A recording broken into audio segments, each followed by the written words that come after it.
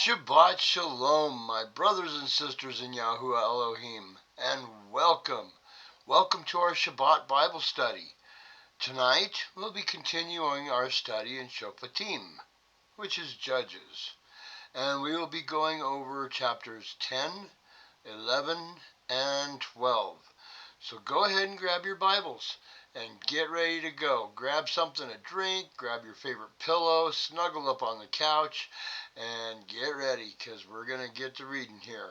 Hope everybody had a great week. Hope the sun's shining on your face. Yahuwah's son. That's right. Yahusha. You got it. Okay, gang. Let's get down to it. Everybody ready? Okay, let's get started then. I'll grab a drink myself here real quick, and then we'll get going.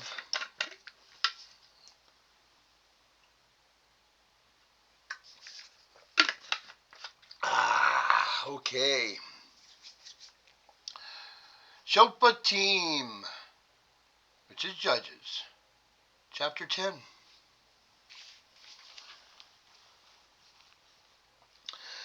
And after Abimelech, there arose to Solah, son of Puah, son of Dodo, a man of Issachar, to save Israel, and he dwelt in Shemur, in the mountains of Ephraim.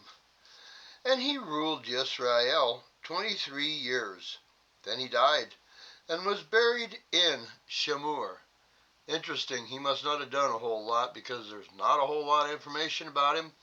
Just got him in the line of the judges. Would have been interesting to know what was going on during his days, huh? Verse 3, and after him arose Yair, a Gileadite, and he ruled Israel 22 years. And he had 30 sons who rode on 30 donkeys, and they had 30 towns, which are called Havoth Yair to this day, which are in the land of Gilead. And Yair died, and was buried in Cuman. Okay, so he must not have done a whole lot either, because he's just documented in here. There's no more information about him. I guess everybody was doing what they were supposed to be doing, huh? There wasn't any crisis or anything, so it wasn't much to write about. Alright, verse 6. And the children of Israel again did evil in the eyes of Yahuwah, and served the Baals, and the Ashtaroths, and the mighty ones of Aram, and the mighty ones of Zizdon, and the mighty ones of Moab, and the mighty ones of the children of Ammon, and the mighty ones of the Philistines, and forsook Yahuwah, and did not serve him. Therefore the displeasure of Yahuwah burned against Israel, and he sold them into the hands of the Philistines, and into the hands of the children of Ammon. And they crushed and oppressed the children of Israel that year, for 18 years, all the children of Israel who were beyond the Jordan, in the land of the Amorites, in Gilead. And the children of Ammon passed over the Jordan to fight against Yehudah, and against Benjamin, and against the house of Ephraim, so that Israel had great distress. And the children of Israel cried out to Yahuwah, saying, We have sinned against you, because we have both forsaken our Elohim and served the Baals. So they knew that they were doing wrong. Verse 11, so Yahuwah said to the children of Israel, Was it not from the Mitzraites, and from the Amorites, and from the children of Ammon, and from the Philistines that I saved you? And the Zidonians, and Amalek, and Maon oppressed you, and you cried out to me, and I saved you from their hand. But you have forsaken me, and served other mighty ones. Therefore I do not save you again. Go, Cry out to the mighty ones which you have chosen.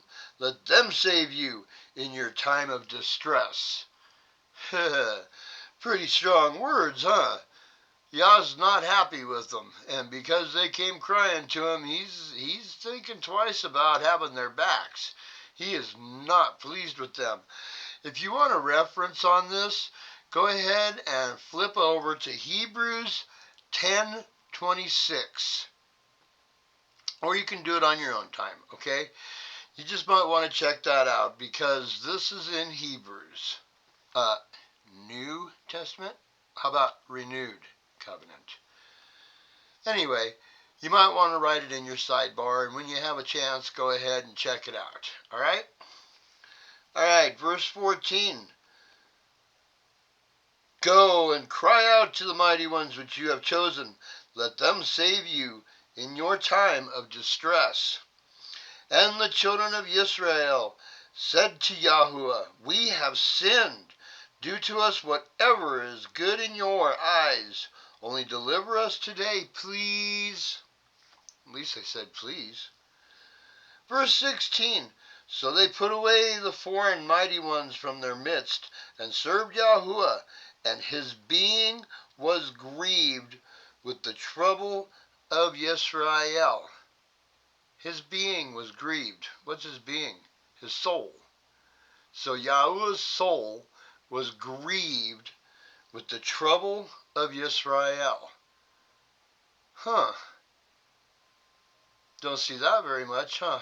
I don't think that's anywhere else in the Bible. Just here. That's interesting. Verse 17, Then the children of Ammon were called together and encamped in Gilead, and the children of Israel gathered together and encamped in Mizpah.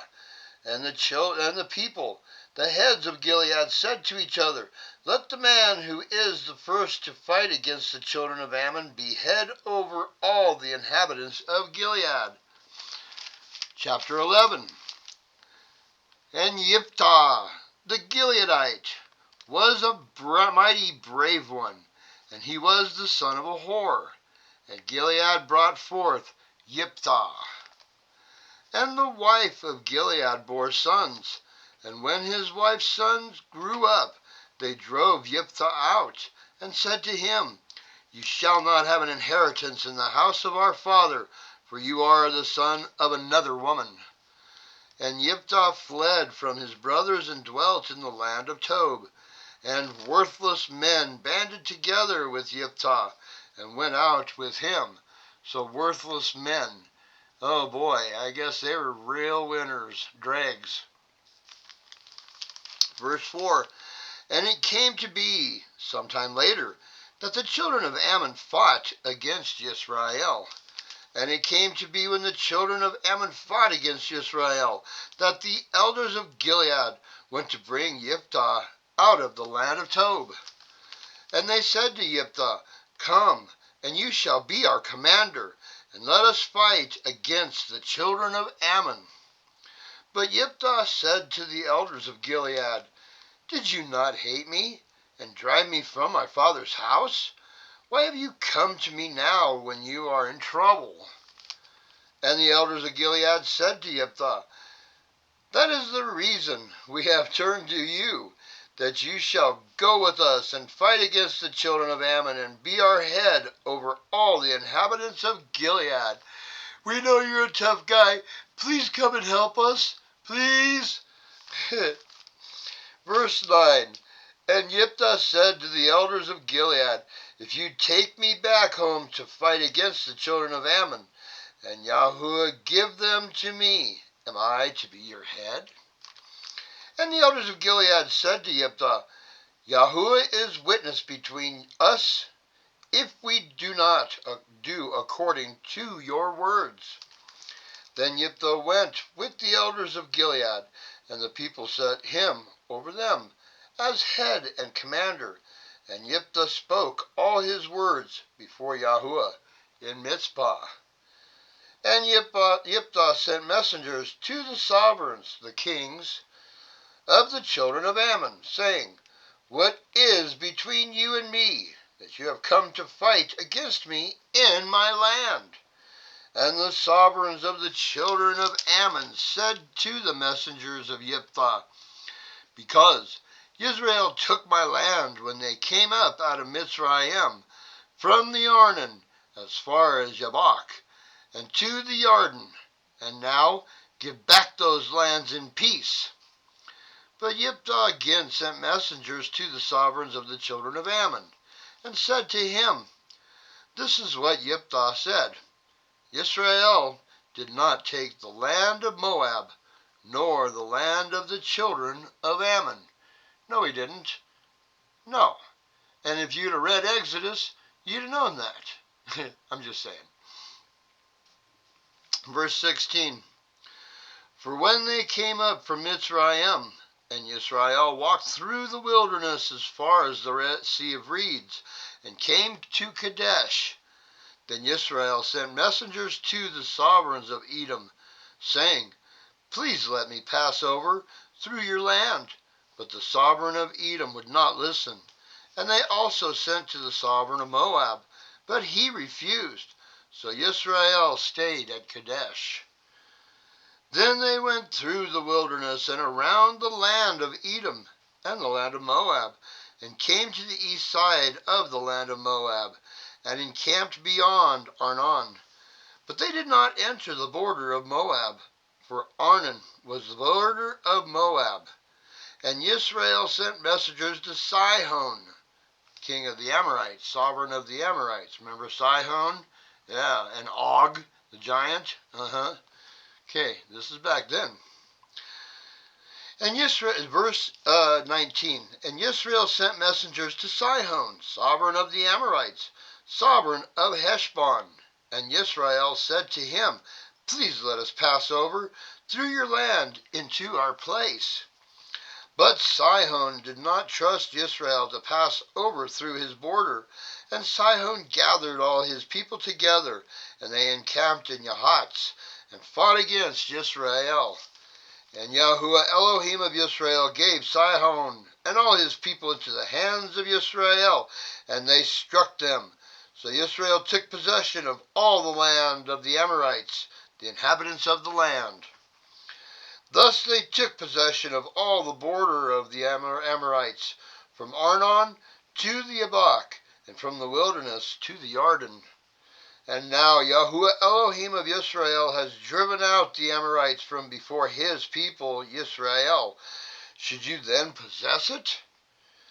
Whatever Chemosh your mighty one gives you to possess, do you not possess it? And all that which Yahuwah our Elohim takes possession of before us, we possess. And now, are you any better than Balak son of Zippor, sovereign of Moab? Did he ever strive against Israel? Did he ever fight against them? While Israel dwelt in Heshbon and its villages, and in Aroer and its villages, and in all the cities along the banks of Arnon for 300 years. Why did you not recover them within that time? It's been 300 years since we did all this. What are you guys doing? You just all of a sudden going to perk up and say, oh yeah, you guys owe us our land back after 300 years. Yeah, you guys got a wild hair going on, and we're going to take care of that problem. Verse 27. So I have not sinned against you, but you are doing me evil by fighting against me. Let Yahuwah the judge today between the children of Israel and the children of Ammon. But the sovereign of the children of Ammon did not listen to the words which Jephthah sent him. And the spirit of Yahuwah came upon Jephthah, and he passed through Gilead and Manasseh, and he passed through Mizpah of Gilead. And from Mizpah of Gilead he passed on toward the children of Ammon. Here we go.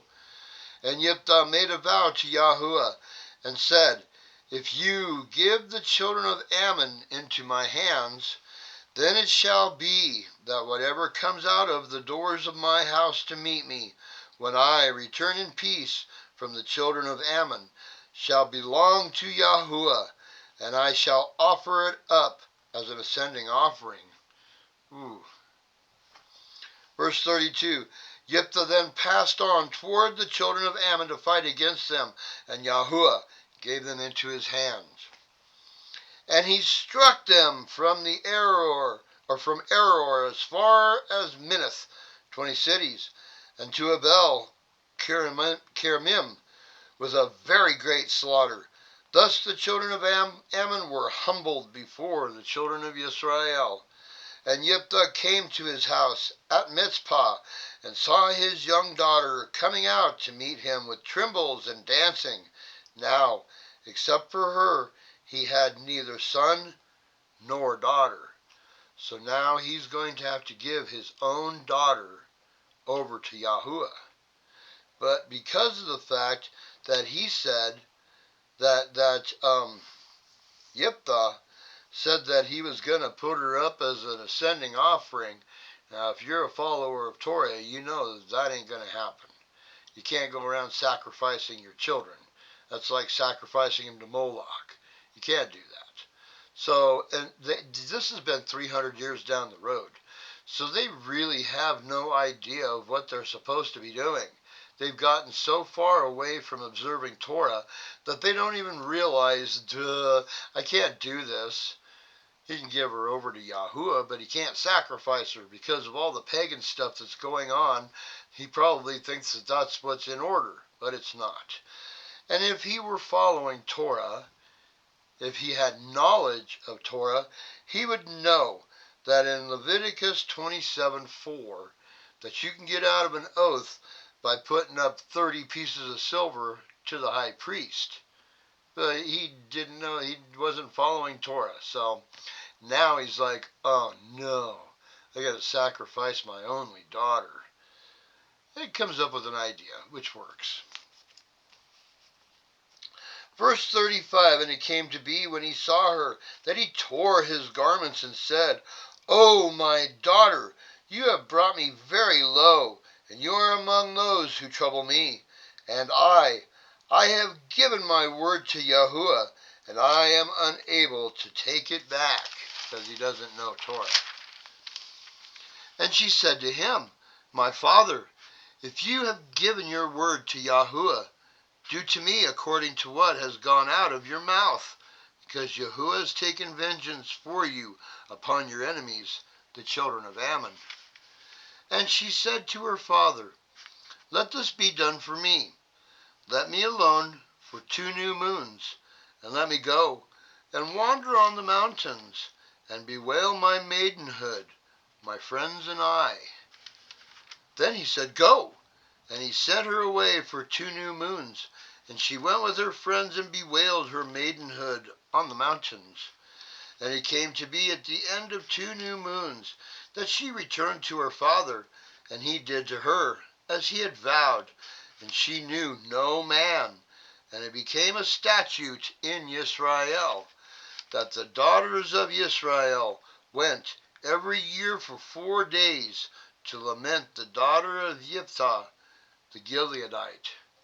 Okay, so according to what I see, is that he set her aside to be a maiden, unmarried, forever.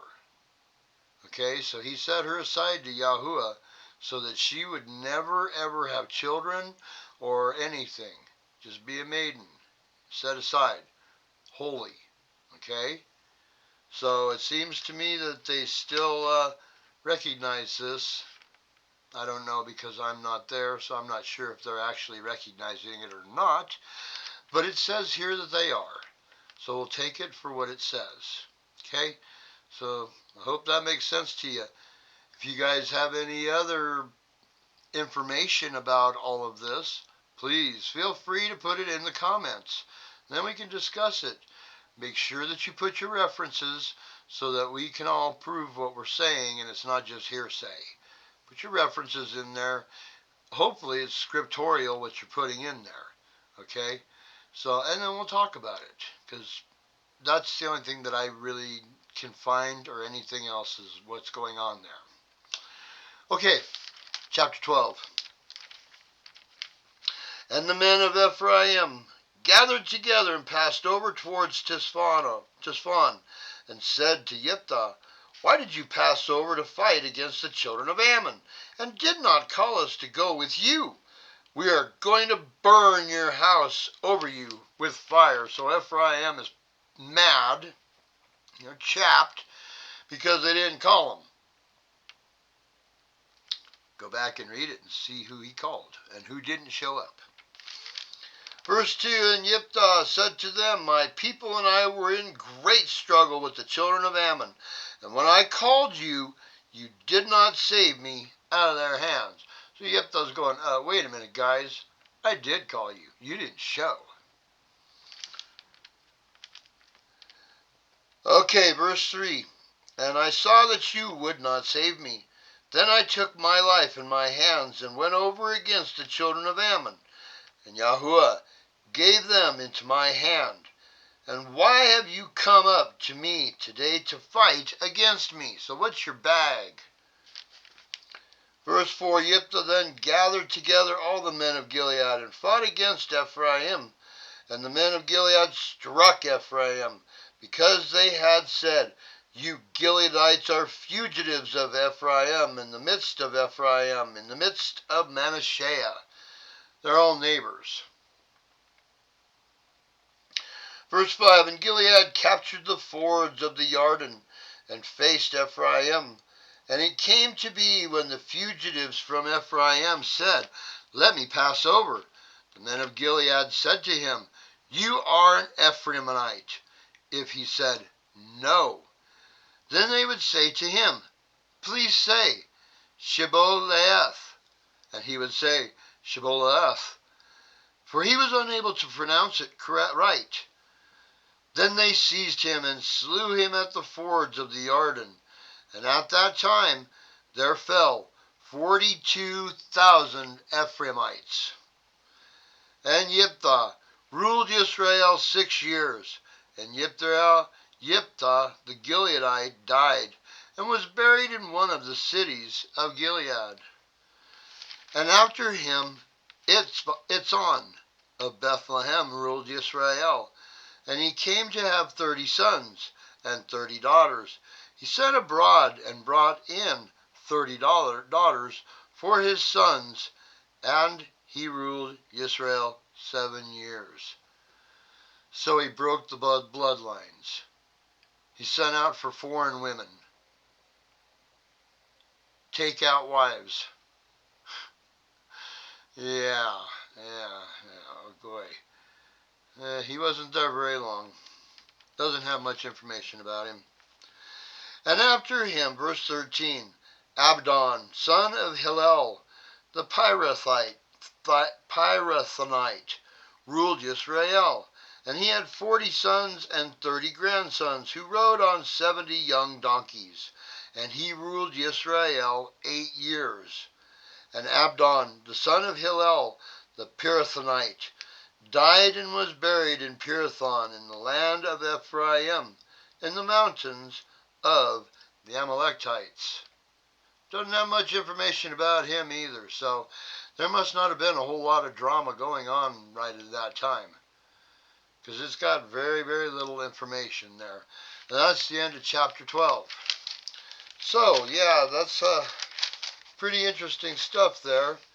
You can tell that they just had no idea what they were doing with Torah anymore. After 300 years, they had totally lost all that Moshe and all that Yahshua had taught them. Totally out of their heads. They had no idea what they were doing. No clue. And it's the same as what's going on here. There's been so many generations of these churches' deceptions, these teachers, deceiving people, that nobody knows anything anymore about what we're supposed to be doing. That's why it's so important that you're following the studies, so that way you can learn the truth. The truth. In righteousness, Yahuwah is the truth.